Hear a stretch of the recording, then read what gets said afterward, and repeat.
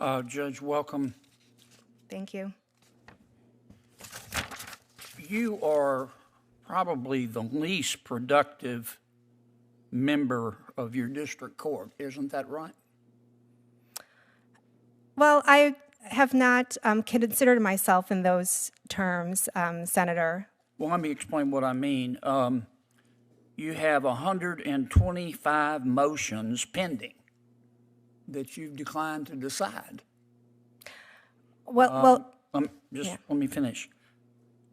That's more than any other district judge in the entire Seventh Circuit. In fact, you rank 7th highest nationally, do you not? Senator John Kennedy brought the heat, no mercy, no softballs, as he grilled a judicial nominee over her so-called abysmal record. Let's break down the 10 moments you need to know. Kennedy. I am not familiar with those statistics, Senator Kennedy. You haven't looked? I did look in preparation for this hearing, but I didn't compare myself to others. You haven't seen that you ranked the 7th the worst in the country in terms of making decisions? You are the first to tell me this. And I think for me, I stress the quality of my decision-making. And as I explained, I came on, I was the first district judge to come on during this administration. Yeah, but so were all the others.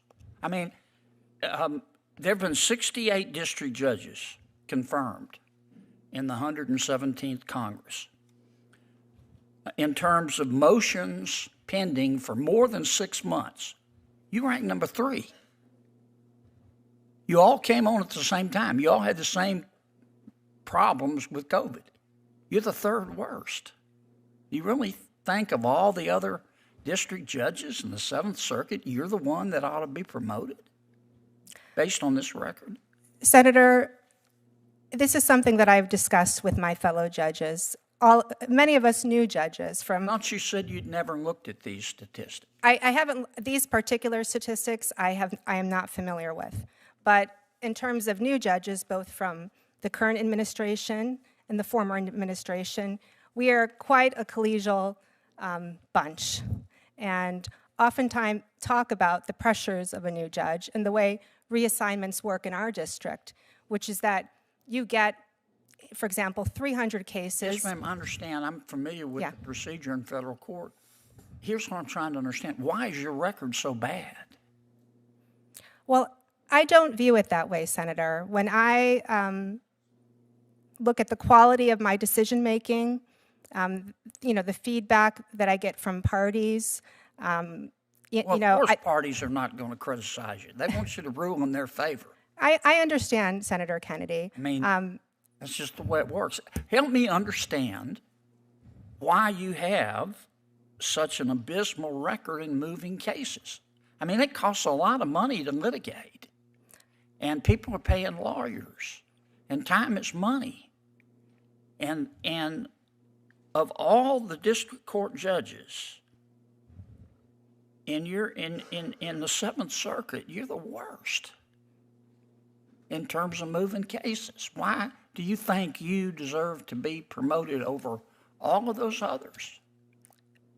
So, Senator, again, I'm not familiar with the statistics, but I stand by my record and that I give parties what they need.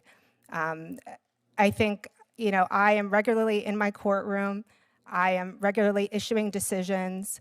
I just came on at a very difficult time where there was a backlog in the courts. I am not a gun expert, and at the time, that brief, I think, was about 10 years. But you were giving the court advice about, say, ban assault weapons. What is? You told the court you were an expert. Just tell me what you wanted to ban. Senator, sitting here today, as I said, I did not write that brief. I was local counsel. Sign the brief. I understand. At the time, tell me what you wanted to ban. That's all I want to know, Judge. I don't remember the exact definition of assault weapons in the ordinance that was at issue. So you submitted a brief to an appellate brief. You signed it, and you don't know what. And you said abolish assault weapons, and you don't know what you wanted them to abolish? Senator, at the time that I signed the brief, I read the brief because our Supreme Court required an Illinois bar member to sign the brief. I was not responsible for researching the content. You were responsible for the brief. Absolutely, absolutely. And sitting here today, I do not remember the characteristics of that were cited in the ordinance for the assault weapons ban. It's not an area of practice that I have specialized in. I'm sure if 10 years ago I could have answered your question. And but Judge, sitting here today, you think Senator, you deserve your to be time has promoted expired. with this record? Senator, I stand by my record. I stand by my record. Kennedy dug deeper. If others managed, why not you? Why should you get promoted? The judge stood her ground, saying she's actively issuing decisions and making sure every party gets a fair shake. Then, things shifted.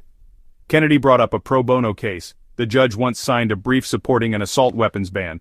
He quoted her words, "Assault weapons are extraordinarily dangerous and not appropriate for self-defense." He asked, "What did you mean by assault weapons?"